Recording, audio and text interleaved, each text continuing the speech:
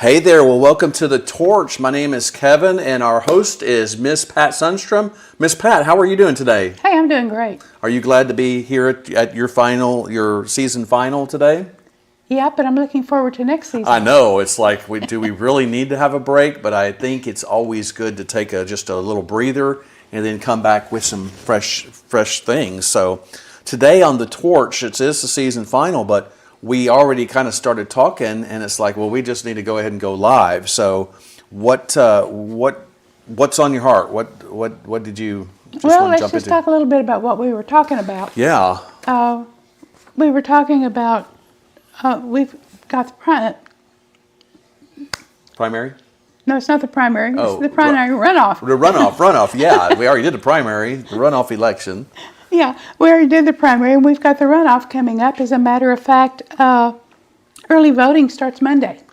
Monday, and then the following Tuesday is the actual runoff election. The 22nd or something? No, early voting runs from May 18th to May 22nd. Oh, May 22nd. Okay. And the election day is May 26th. Oh, okay. You have it right here. Yeah, I've got it right there in front of you. You know what? If I would just look at it. So, well, what about what about this runoff election? What are some, as a citizen, you're keeping your eyes open and doing research and checking out the candidates, and there's a couple of candidates that are running in the runoff election, and you're checking everybody out. I'm checking everybody out, especially since I'm getting my mailbox full of these flyers and my text full of this stuff, and I'm sitting here saying, no. Can I give you a thought here? I have deleted and unsubscribed, and I've even started reporting some of these as spam. Unfortunately, I want it crossed my mind, because I was getting a little bit, just a tiny bit hostile with that many coming in. I'm thinking, it's like, I wonder if the Democratic Party has posed as some Republican organization to flood and slam the Republican citizens, to make them upset with their own party because of that many texts and stuff. Yeah, I don't know. It's just, I open my mailbox in front of the house, and I look in there, and I just take it out and fold it up and throw it in the trash, because I know what it is. Because they usually make me mad, because they're really coming up and telling half-truths about their opponent. And that's what we kind of started when you first got here. We were kind of like looking over the show's material. One of them in particular, because it was a race that I was looking at and wondering how to vote on. Yeah. I think I've decided now. I think I've had decided already too. But what it amounted to was one opponent was really, he was, how do I want to say this? Dogging somebody? Yeah. He was not speaking truthfully. He was taking things, there we go. He was taking things out of context that his opponent had said or did or something like that. And I read it, and I thought, now wait a minute. There's got to be a way that I can find out if this is true. Right. So here I go again, digging in, and I found out that what he was doing was taking part of the statement that the man had made, his opponent had made. Right. He was taking it out of context, like people do with so many things, including the Bible. So, like in these groups, these couple that are in the runoff, they're on the same team. Yeah, this is a runoff. They didn't. One of them didn't get enough votes to be on the ballot in November. But they're supposed to be on the same team. But they're supposed to be on the same team. But of course, they're opponents right now because It's a runoff election. it's a runoff election.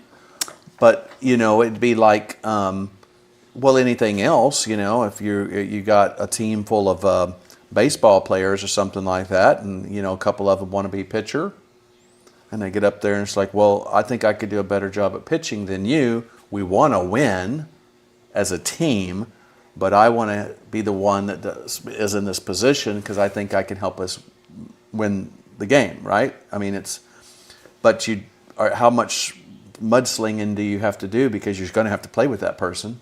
Yeah, at some point you're going to have to play with that person, and you don't like that. I mean, you don't like the mudslinging, No, I don't like that. I think if you can't win it on your own merit, you don't need to destroy the other person's reputation with half-truths. If you're going to go after them, then go after them with truth. With actual, Yeah. not like the spin on it. It's like, I can throw the ball, like going back to the analogy about I want to be a pitcher. No, I want to be the pitcher.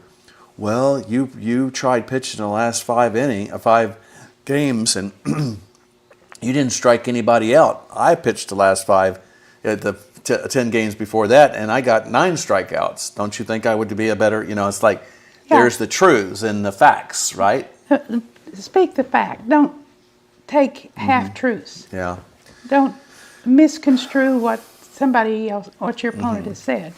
So you and I, we went down to the local luncheon and got to meet some people, and it was good. It was good, and meeting some people doesn't always tell you the whole story, does it? No, because I've had second thoughts about who I would like to see in that particular, in any position, and I've decided that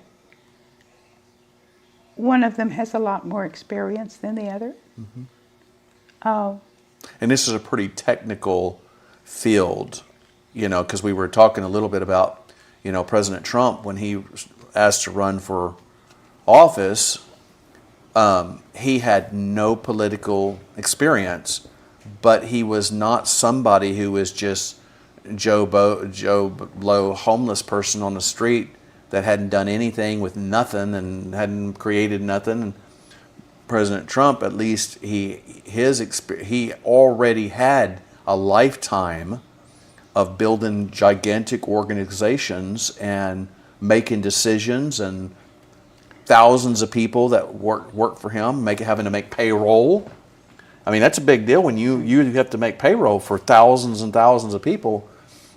So he already had a lot of business experience and negotiating experience. So years ago, you have a water there too. I don't know, I was just kind of watching a lot of different people, and I told my husband one day, I said, this guy Trump, he'd make a good president. Oh, really? And come to find out, he became our president. That must have been, that was back 20 years ago kind of thing, or? Yeah. It was quite a while ago. But it was, then up he popped running for president, and I thought, well, that's interesting. And he didn't really want to do this, but I think that he was almost forced into this arena because it needed a special kind of person, and the Lord picked him. Yeah. I mean, that's the bottom line is the Lord. If the Lord picks you, you can run from it like Jonah did, but in the end, guess what Jonah did? He did what he was told to do. Right. So, somebody might run from it, and he was not a perfect man because he wanted to see Nineveh completely destroyed. You know what I mean? It's like he's a prophet of God, supposed to be loving and kind and merciful and all those kind of things, but he didn't want to go to Nineveh because he knew that God would probably going to have mercy on the people, and he probably had heard about what all the stuff that they were doing in Nineveh, and it made him probably mad and grossed out, and so he didn't want them to be saved. And so, after he proclaimed what the Lord was going to do to Nineveh, everybody repented from the highest to the lowest, and Jonah went up on the hillside and watched to see if God was going to destroy the land. And of course, the whole thing there, just to wrap that part up, is Why are you so mad, Jonah? Do you have a right to be mad? And I'm so mad enough to die. That's what Jonah said. And it's like, well, you neither planted, because he was mad about the gourd plant that grew up over him for shade and all that.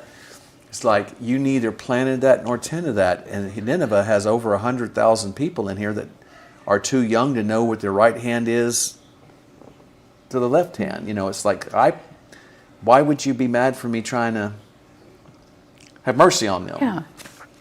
Of course. What it all boils down to is be careful who you vote for.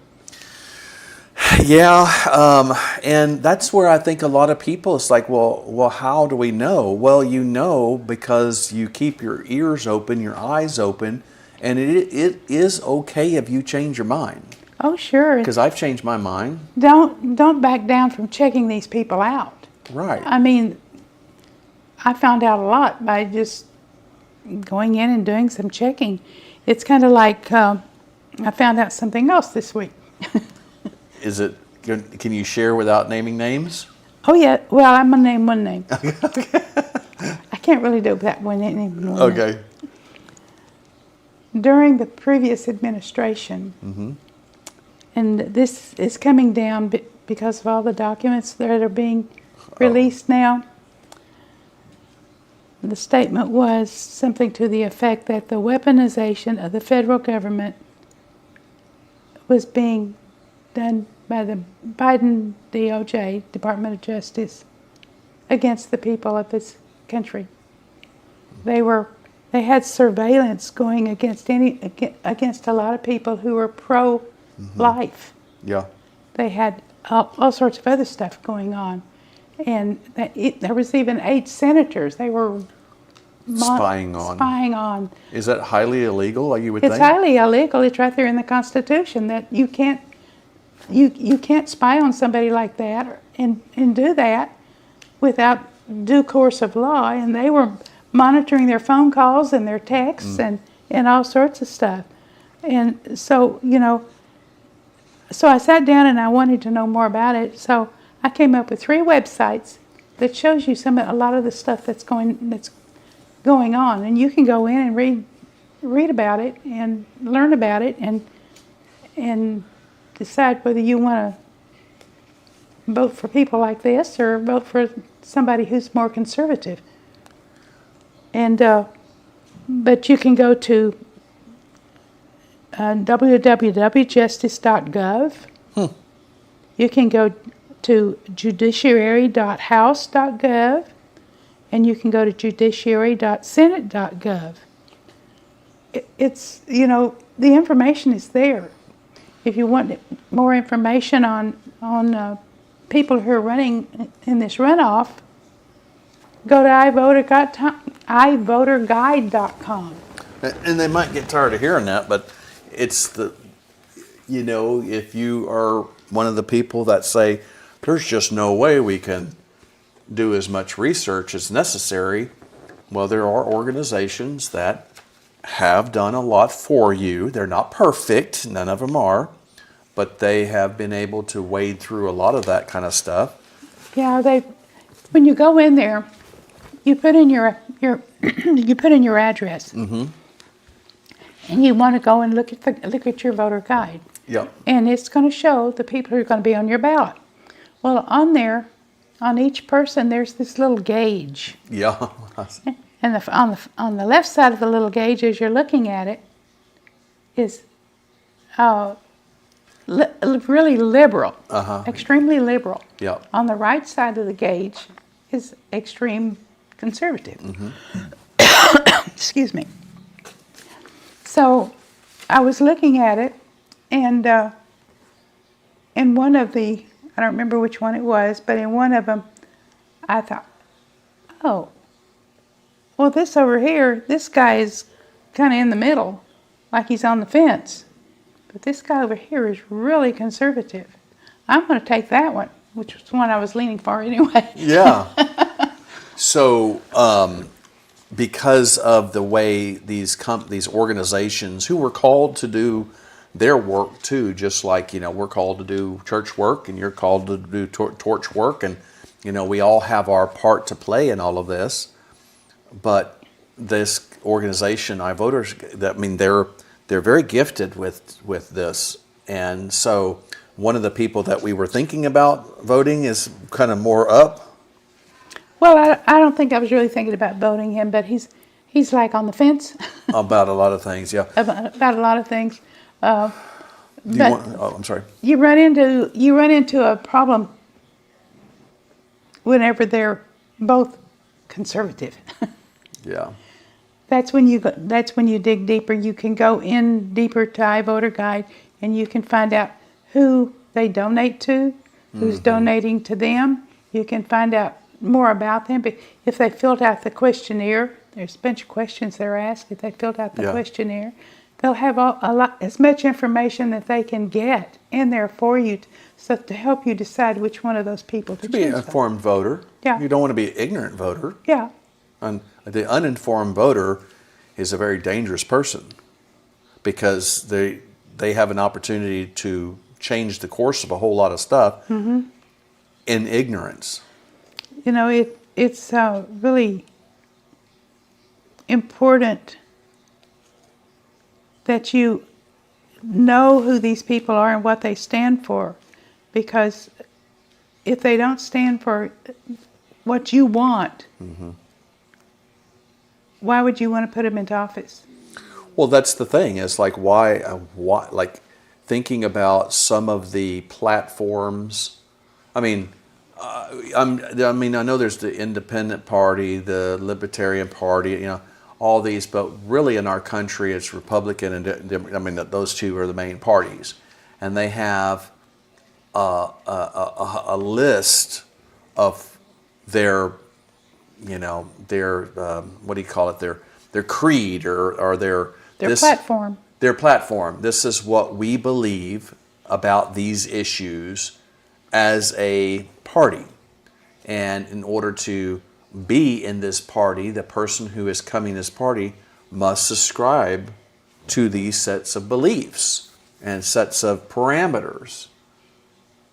And so when you look at this over here and it's like, well, I like this about faith, I like this about family, I like this about country, I like this about limited government.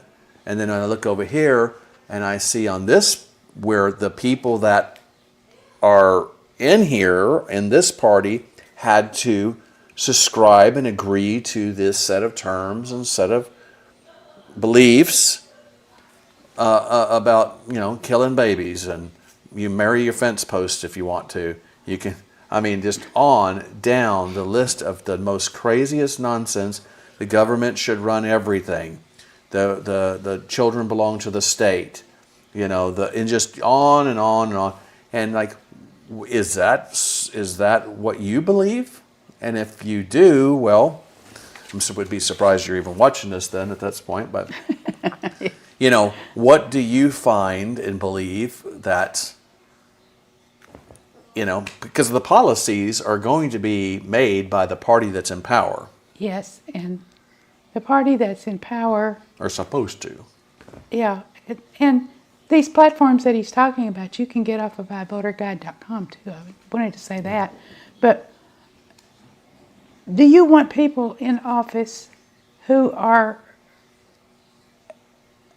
for what you believe in or what you expect of your government? Or do you want people in office who aren't? Right. It's that simple. There's no gray area there. You either, it's one side or the other.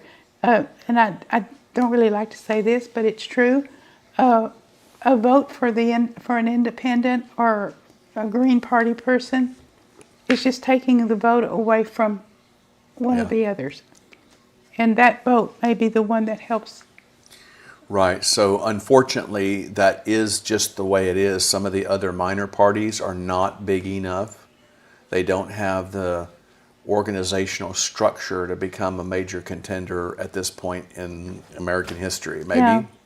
Maybe one day, but I personally, one day, Jesus, the Lord, will be king over all the earth, and then we won't have to worry about elections and it's all anymore. a moot point. Yeah, But until then, we're supposed to occupy until he returns. We're Well- supposed to stand in the gap, right? Right? And he put us here to be stewards of this earth. Yeah. And just because, all right, people believe that we're in the end times. Yeah. But a lot of things, according to the Bible, have to happen before Yeah. Jesus comes back, and they aren't here. They aren't there yet. Except for the rapture. The rapture. Except for that. But what it amounts to, my point is, I try to get her. hush. He doesn't really want to make me mad. No, I don't. That's why I've had this little thing right here in the middle, is to keep us two apart, so there can't be no eye scratching and stuff. So anyway, your point. I'm sorry. Now I forgot my point was. I know. I got her. It was success. About the end. We were talking about Jesus' return. Right, and just because we're headed in that direction doesn't mean we have to stop. That's not what he wants. No. He wants us to continue to Yes. our stewardship of what's going on, putting the right people into office, and maintaining status quo here. Well, right. No, but nowhere in the scriptures does the Lord tell us to quit or to stop. Matter of fact, He tells us in Hebrews that what you need now is perseverance. That perseverance is keeping on, even despite some difficulties. We're to keep on keeping on, and the government of God is superimposed over the affairs of man. He is allowing there to be some mankind being able to rule in a sense over their affairs, as long as those rulings are in line with the God of nature and nature's God. When we start making laws that go against His biblical standards, well, then you start crossing the line, because we're supposed to do on earth what is done in heaven.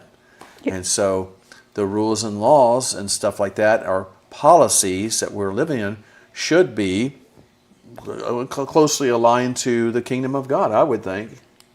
God created this nation. I mean, I don't know that there's anything in the Bible, any of the prophecies, that even relate back to this nation, the United States of America. And I haven't seen anything. Maybe you have, but what it all amounts to is we're coming up on 250 years of a single solitary constitution. Right. July the 4th, 1776, 57 men representing the 13 colonies sent the Declaration of Independence to King George III, who was a tyrant. In 1775, he had already sent soldiers into this nation. And these men sat down after a year of putting up with these so-called elite people running their business and taking over, and they sent him this declaration that put them on his do away with list. Do away with mean like unalive them? Right. Because you have to be real careful what you say on YouTube, because they flag us if we say, you could use that word. Yeah. They will unalive you. They will unalive you. Well, they would. Right. But it's so crazy that you have to use that, and you can't really say what you want to say. Yeah. Case in point, I got a email from Debbie Worth now talking about the Declaration of Independence. Okay. She's with iVoterGuide. And she was talking about Francis and Elizabeth Lewis. Mm-hmm. It seems that the king had vengeance on his mind against those 57 men. Oh. And the soldiers were told to destroy this guy's estate. Everything. He had a rather large estate, and they were told to destroy it, and they did. They came in and a cannonball rolled across in front of her, in front of his wife. And they arrested his wife and put her in jail. She had no bed to sleep on. She had no change of clothes, and she had very little to eat. I don't know how long she was there, but it seems that the Continental Army, our guys, arrested two wives of two British officials. Oh. And General George Washington said, either you release her or these people will get the same treatment that she's been getting. She was quickly released. Not in time to help her health, because her health was in bad shape. But my point is, that's what was going on. That's the kind of suffering that these men and women went through, these families.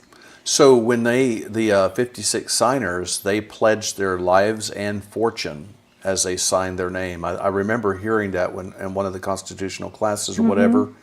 And didn't just about all of them lose pretty well everything to, and so it's not something we're supposed to take lightly. No, our freedoms are being questioned. Is that a good word? Questioned now. I mean, ours are. Yeah. And when I look at this and I think back to, and I read about what happened back in 1770, the war lasted from 1775 to 1783. That's 8 years. Right. And can you imagine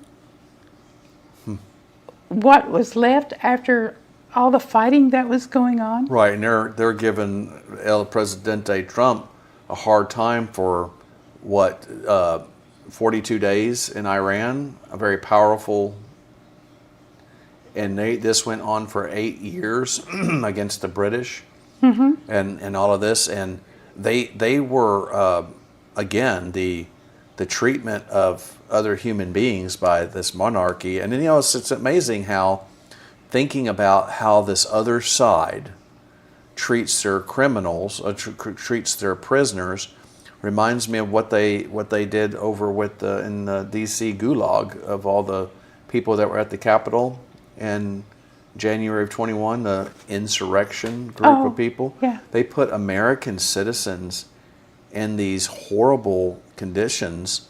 There was many people in there that committed suicide, that unlived themselves in there, and they didn't get their a lot of them didn't have their day in court. They didn't get their trial. A judge said, this is what you're accused of, and it was awful what they did to some of those people. And to find out as time goes on that our own government was involved in some of this, and everybody knows this stuff is coming out. That goes back to what I said a while ago about the weaponization of the federal government. And they have the gall to proclaim that Kash Patel and Galbert, the National Intelligence, NC Director of National Intelligence, the military lady, Gabbert. Yeah. She's like some kind of big hotshot that's helping to release a lot of this, that President Trump's administration is using the government as a weapon, and from the very people that use the government as a weapon. Yes, and it's coming out more and more with these documents and stuff that are being released, and there's some big investigations going on in all of it. Like there's so many people wonder why hasn't anything been done about it. Peeling an onion takes a little time, and it just, I think one layer just leads you to an even worse layer underneath that. And to think that these people that stole our money to pay themselves to destroy us, basically, is almost unheard of. And you know what? I think the people are more and more getting to the point where whatever needs to be done has to be done, because it can never happen again. That's right, and And I did a little bit of research further into what the church at that time, 1776 church. 1776 church was had going on. And it seems that the ministers were in full force behind the war. I mean, they called it, I wrote it down, a righteous cause. Yeah. And these men were described as propagandists. They were described as influential leaders. Mm-hmm. They stood behind the pulpit, and their sermons were not very kind. Yeah. They spoke their mind, and they spoke to their congregations in terms that you need to do. So that being said, what are our churches doing now?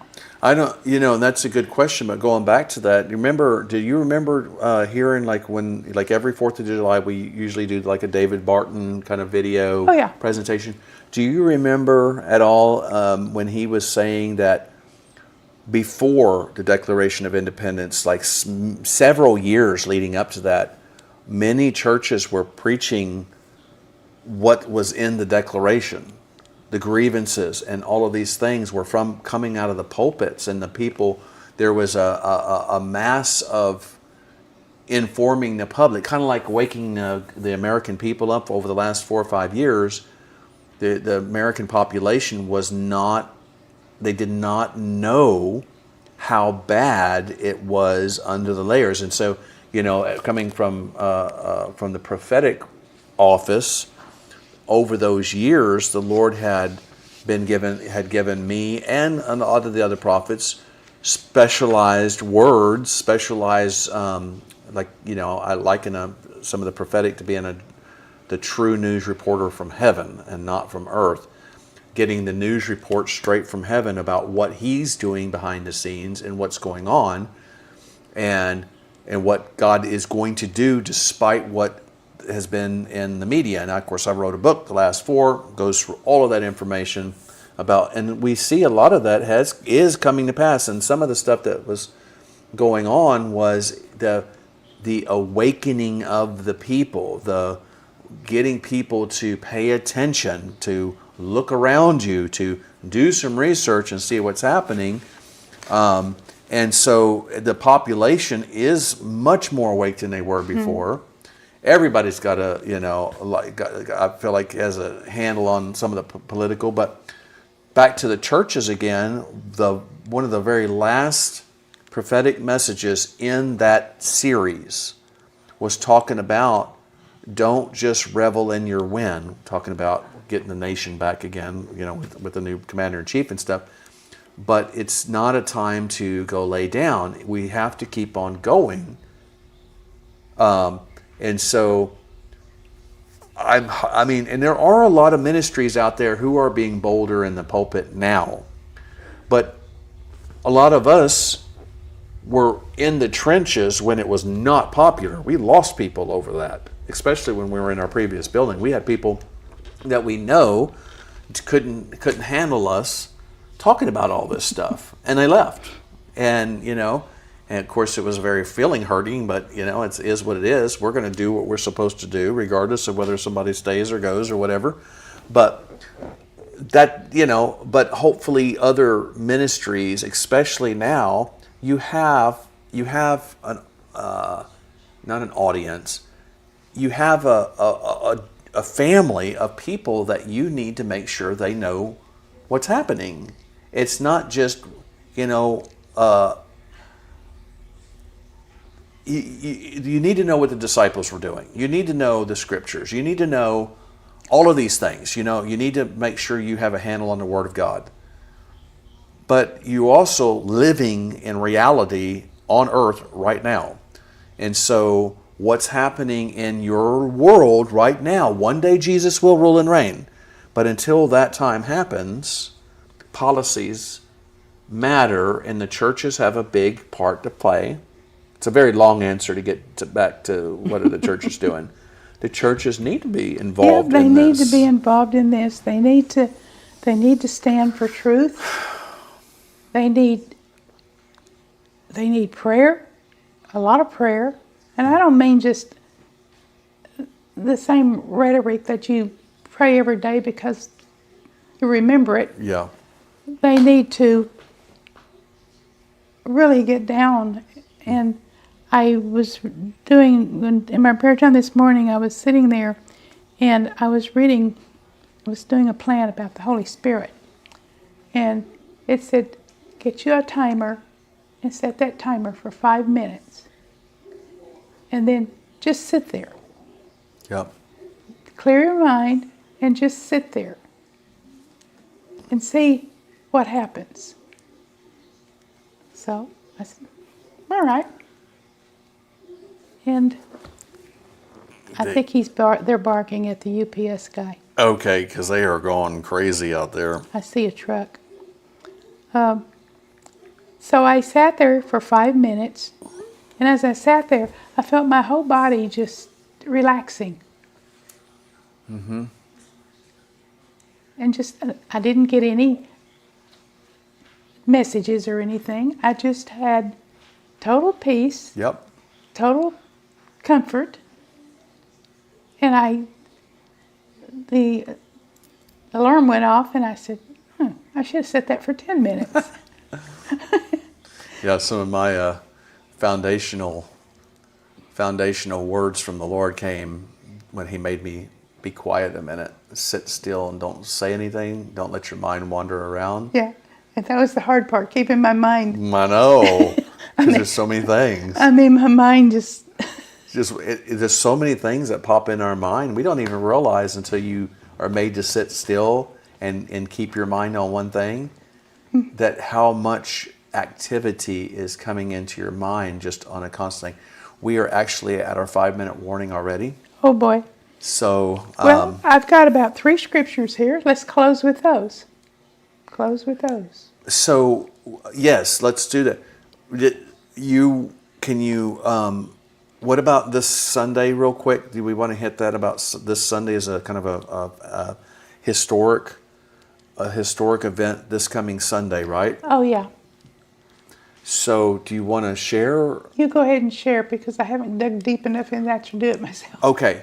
So we as a church ministry and a network, we're not even broadcasting anything to anybody. We want the congregation and the people that we do influence to go and to tune in to what is going on in Washington, D.C. on Sunday, May 17th.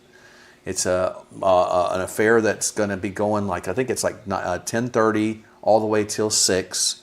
I think President Trump's going to be speaking about 11:30. That's our time, Central Time, and it is a historical event, and it's a rededication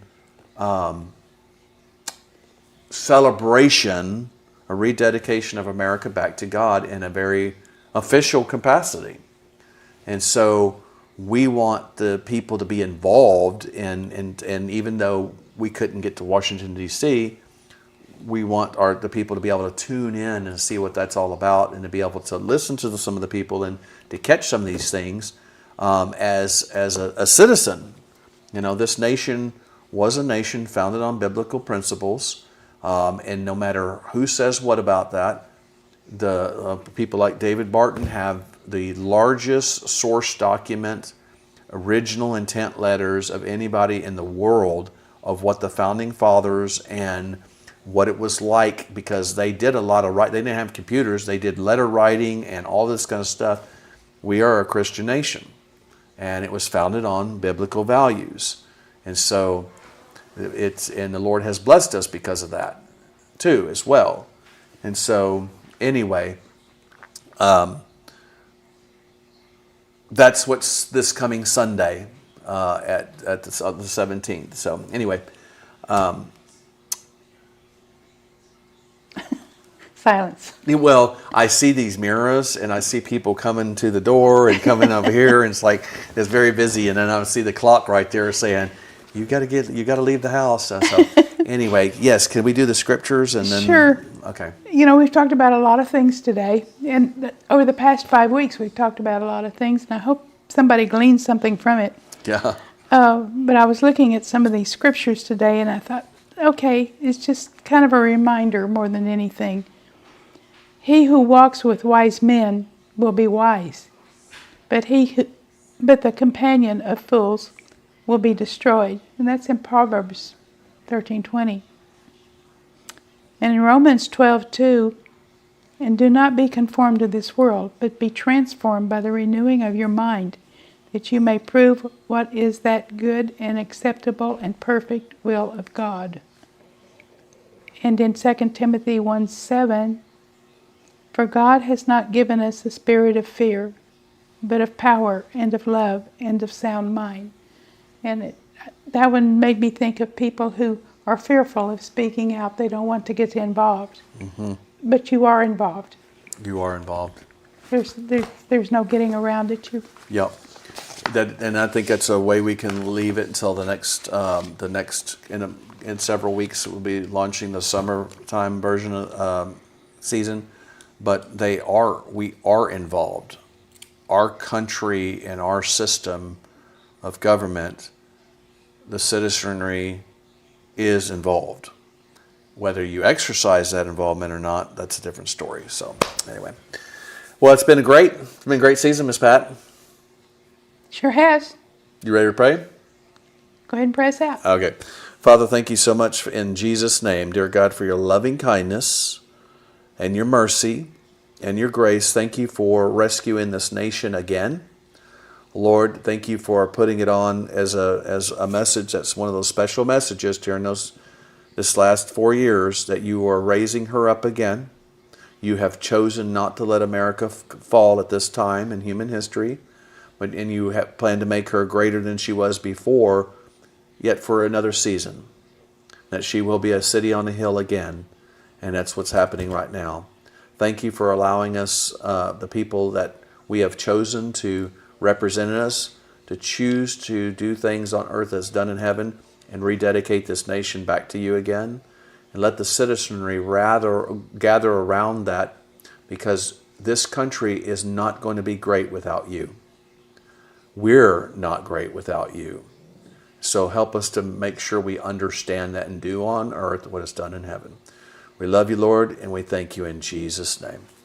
Amen. Amen. Amen.